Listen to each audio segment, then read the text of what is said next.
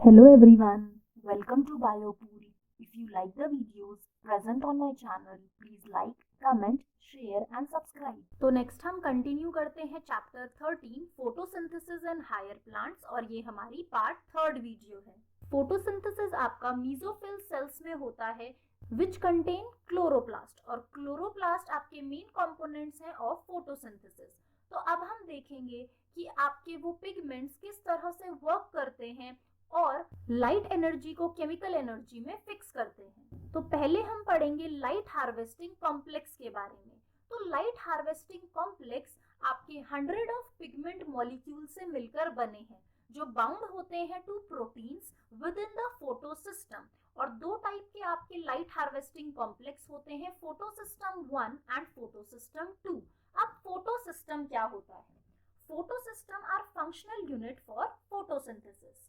अब they are defined by particular pigments. अब photosynthesis के अंदर आपके डिफरेंट पिगमेंट्स होते हैं which are organized and associated in definite patterns. अब ये जो आपके पिगमेंट्स हैं इनका मेन वर्क है to absorb and transfer the light energy which implies the transfer of electrons। तो फोटो सिस्टम सिंपली आपकी फंक्शनल यूनिट्स हैं फोटोसिंथेसिस की, जिनमें आपके डिफरेंट पिगमेंट मॉलिक्यूल्स होते हैं जो ऑर्गेनाइज्ड है, एसोसिएटेड है और उनका मेन काम है एब्जॉर्प्शन करना, ट्रांसफर करना लाइट एनर्जी को सो दैट आपके इलेक्ट्रॉन ट्रांसफर हो सके। तो आपके जो दोनों फोटो सिस्टम है, फोटो सिस्टम 1 एंड 2, इसमें सभी तरह के डिफरेंट पिगमेंट्स प्रेजेंट होते हैं एक्सेप्ट आपका क्लोरोफिल ए, क्योंकि जो क्लोरोफिल ए है वो आपका रिएक्शन सेंटर बनाता है। क्योंकि मैंने आपको बताया था कि क्लोरोफिल ए आपका यूनिवर्सल फोटोसिंथेटिक पिगमेंट है, तो ये एक रिएक्शन सेंटर फॉर्म करता है जो कि डिफरेंटली वर्क करता है आपके photo system 1 and photosystem 2 में। अब ये जो प्रोटीन कॉम्प्लेक्स है इसमें different types of proteins present होते हैं। तो आप इन डायग्राम्स में भी देख सकते हो, ये डायग्राम आपके बुक में भी दिया हुआ है कि एक लाइट हार्वेस्टिंग कॉम्प्लेक्स में आपका रिएक्शन सेंटर होता है और रिएक्शन सेंटर में सिर्फ क्लोरोफिल ए प्रेजेंट है। पिगमेंट मॉलिक्यूल्स होते हैं डिफरेंट आपके कैरोटिनॉइड्स, ज़ैंथोफिल्स, क्लोरोफिल बी, और ये सभी जो ये बनाते हैं एक एंटीना कॉम्प्लेक्स। और हमने प्रीवियसली भी पढ़ा कि इनको हम एसेसरी पिगमेंट्स कहते हैं और ये वो एसेसरी पिगमेंट्स हैं जो लाइट को ट्रैप करते हैं और ट्रांसफर करते हैं क्लोरोफिल ए पे। तो जो भी हमारे पिगमेंट्स हैं उन्हें दो डिस्क्रीट यूनिट्स में डिवाइड किया गया है in photochemical light harvesting complex within the photosystem 1 and photosystem 2। Means जो आपका LHC है, लाइट हार्वेस्टिंग कॉम्प्लेक्स है, इसे दो पार्ट में डिवाइड किया गया है, PS1 एंड PS2। तो जो LHC है उसके अंदर hundreds of pigment molecules present है which are bound to protein. और आपका PS1 और PS2 apart from the pigment molecules उसमें क्या डिफरेंस है? PS1 का जो क्लोरोफिल ए है, मींस PS1 का जो रिएक्शन सेंटर है वो एब्सॉर्ब करता है 700 नैनोमीटर लाइट को, और जो आपका PS2 कॉम्प्लेक्स है उसमें जो रिएक्शन सेंटर है क्लोरोफिल ए का वो एब्सॉर्ब करता है 680 नैनोमीटर की लाइट को। तो ये सभी जो पिगमेंट्स हैं ये बहुत ज्यादा एफिशिएंट बनाते हैं आपके फोटोसिंथेसिस प्रोसेस को by absorbing different wavelength of light. तो हमने देखा दो डिफरेंट वेवलेंथ आपके दोनों डिफरेंट रिएक्शन सेंटर PS1 और PS2 के एब्सॉर्ब कर रहे हैं। PS1 जो रिएक्शन सेंटर है वो 700 नैनोमीटर वेवलेंथ के एब्सॉर्प्शन स्पेक्ट्रम को एब्सॉर्ब करता है, और PS2 का जो आपका रिएक्शन सेंटर है वो 680 नैनोमीटर की जो वेवलेंथ लाइट है उसे एब्सॉर्ब करता है। तो ये जो प्रोसेस ऑफ फोटोसिंथेसिस है ये प्रीवियसली ही मैंने आपको बताया कि दो पार्ट में, दो फेजेस में डिवाइडेड है, photochemical phase and biosynthetic phase.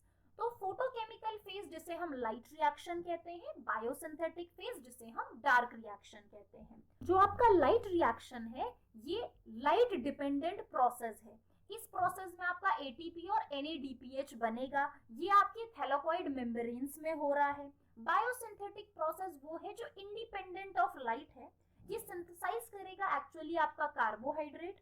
और डार्क रिएक्शन आपका कहाँ हो रहा है? इन स्ट्रोमा ऑफ क्लोरोप्लास्ट। अब आपका बहुत ही इंपॉर्टेंट प्रोसेस हम पढ़ेंगे, that is the electron transfer.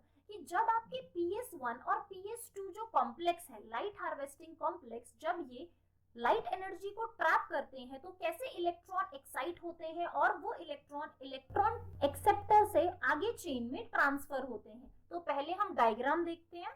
तो ये आपका डायग्राम है जेड स्कीम का, और इसका नाम जेड स्कीम क्यों रखा गया हम ये भी देखेंगे। तो आपके पास दो सिस्टम है, फोटो सिस्टम 2 और फोटो सिस्टम 1। अब ये दोनों क्या है, फोटो सिस्टम 1 और 2 एक टाइप के लाइट हार्वेस्टिंग कॉम्प्लेक्स है। इन दोनों में मेन डिफरेंस आपके पास जो फोटो सिस्टम 2 है उसका जो LHC कॉम्प्लेक्स है 680 नैनोमीटर की लाइट को एब्जॉर्ब करता है। फोटो सिस्टम 1 में जो आपका LHC कॉम्प्लेक्स है वो 700 नैनोमीटर की लाइट को एब्जॉर्ब करता है। अब आपका ये जो इलेक्ट्रॉन ट्रांसपोर्ट सिस्टम है ये कैसे बना है इन दोनों सिस्टम को मिला के। तो आप देखो PS2 जो आपका सिस्टम है, जब लाइट एनर्जी 680 नैनोमीटर की लाइट को वो एब्जॉर्ब करता है तब क्या होगा, आपके LHC कॉम्प्लेक्स में जो इलेक्ट्रॉन्स हैं वो एक्साइट होंगे। अब ये इलेक्ट्रॉन्स को एक्सेप्ट करेंगे आपके इलेक्ट्रॉन एक्सेप्टर, और इन सिस्टम में जो आपके इलेक्ट्रॉन एक्सेप्टर होते हैं वो है साइटोक्रोम्स। तो अब व्हाट आर साइटोक्रोम्स?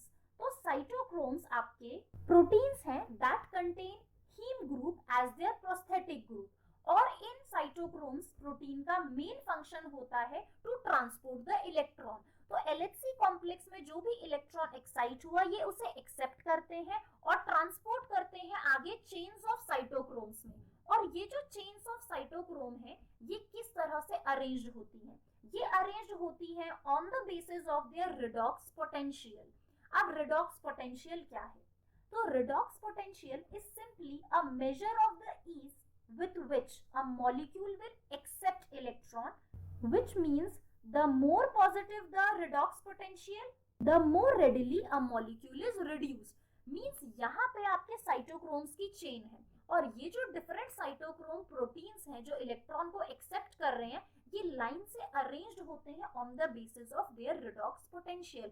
तो जिसका ज्यादा रिडॉक्स पोटेंशियल है वो फटाफट इलेक्ट्रॉन को एक्सेप्ट करता जाता है। एक और इम्पॉर्टेंट चीज जो आपके PS2 सिस्टम में है, हम बात कर रहे हैं कि इलेक्ट्रॉन एक्साइट हो रहा है और इलेक्ट्रॉन ट्रांसफर हो रहा है आपकी साइटोक्रोम चेन में। अब ये इलेक्ट्रॉन आया कहाँ से?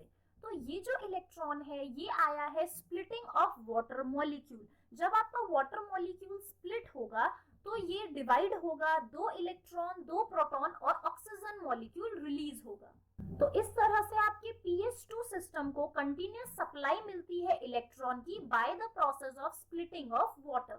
और इस तरह से आपके ये जो साइटोक्रोम है ये इस इलेक्ट्रॉन को ट्रांसफर करते हैं आपके PS1 में, दैट इज फोटो सिस्टम 1 में। और जब ये फोटो सिस्टम 1 में ट्रांसपोर्ट होता है तब उसे फोटो सिस्टम 1 में भी आपके साइटोक्रोम्स प्रोटीन होते हैं जो इस इलेक्ट्रॉन को एक्सेप्ट करते हैं। अब जैसे ही आपका ये इलेक्ट्रॉन एक्सेप्ट होगा ये ट्रांसफर किसमें होगा? NADP में, जो कि फर्दर रिड्यूस हो जाएगा NADPH में। तो आप देखो ये इस तरह का स्ट्रक्चर बन रहा है, इसीलिए हम इसे जेड स्कीम कहते हैं। पहले अपहिल, फिर डाउनहिल, फिर अपहिल और डाउनहिल। ये एक जेड शेप का स्ट्रक्चर बनता है, इसीलिए हम इसे जेड स्कीम कहते हैं। तो जेड स्कीम में आपके पास फोटो सिस्टम 1 है, फोटो सिस्टम 2 है, आपके लाइट हार्वेस्टिंग कॉम्प्लेक्स है और इलेक्ट्रॉन ट्रांसपोर्ट सिस्टम है। एंड इलेक्ट्रॉन ट्रांसपोर्ट सिस्टम का पार्ट कौन है? आपके साइटोक्रोम्स। और साइटोक्रोम्स वो प्रोटीन्स हैं जिनका काम ही है आपके इलेक्ट्रॉन को एक्सेप्ट करना और आपके इन PS1 एंड 2 सिस्टम में ट्रांसफर करवाना। तो अब हमने डायग्राम से PS1 और PS2 सिस्टम को समझा। अब थ्योरेटिकली देखते हैं कि PS2 सिस्टम में जो रिएक्शन सेंटर है वो एब्जॉर्ब करेगा 680 नैनोमीटर वेवलेंथ की रेड लाइट, जिसकी वजह से इलेक्ट्रॉन्स एक्साइट होंगे और जंप करेंगे into an orbit from the atomic nucleus. तो अब ये जो इलेक्ट्रॉन्स है इन्हें कौन पिकअप करेगा? आपके इलेक्ट्रॉन एक्सेप्टर, और ये वो इलेक्ट्रॉन एक्सेप्टर है जिनका नाम है साइटोक्रोम्स।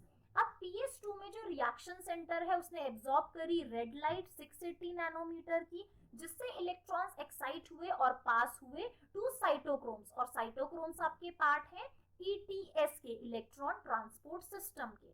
अब मूवमेंट होगा इलेक्ट्रॉन का डाउन द हिल, जिसमें ये इलेक्ट्रॉन पास होंगे टू PS1। तो जो मूवमेंट ऑफ इलेक्ट्रॉन्स है वो डाउन द हिल है in terms of oxidation reduction और रिडॉक्स पोटेंशियल। जैसा कि मैंने आपको बताया ही कि जिसका रिडॉक्स पोटेंशियल ज्यादा होगा वो फटाफट इलेक्ट्रॉन एक्सेप्ट करेगा और किसको पास करेगा, उससे ज्यादा जिसका रिडॉक्स पोटेंशियल है उस साइटोक्रोम मॉलिक्यूल को। तो इस तरह से इलेक्ट्रॉन्स पास होते हैं आपकी इलेक्ट्रॉन ट्रांसपोर्ट चेन में।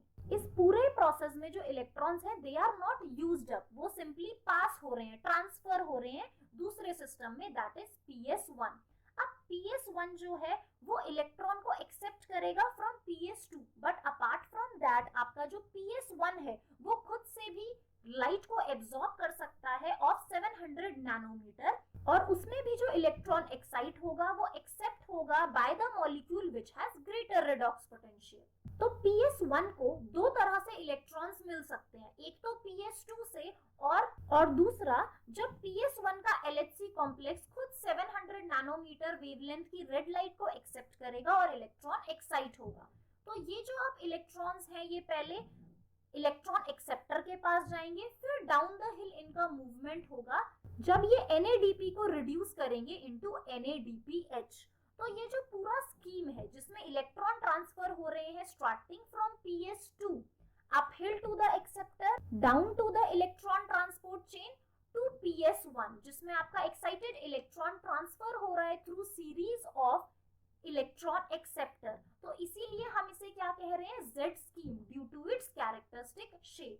अब ये जो शेप बना है आपके इस Z स्कीम का, ये इसीलिए बना क्योंकि इसमें जो भी कैरियर्स हैं they are placed in sequence on a redox potential scale. इस वीडियो के नोट्स आपको मिलेंगे बायोपूल के टेलीग्राम चैनल पे और इसका लिंक आपके लिए नीचे डिस्क्रिप्शन बॉक्स में है।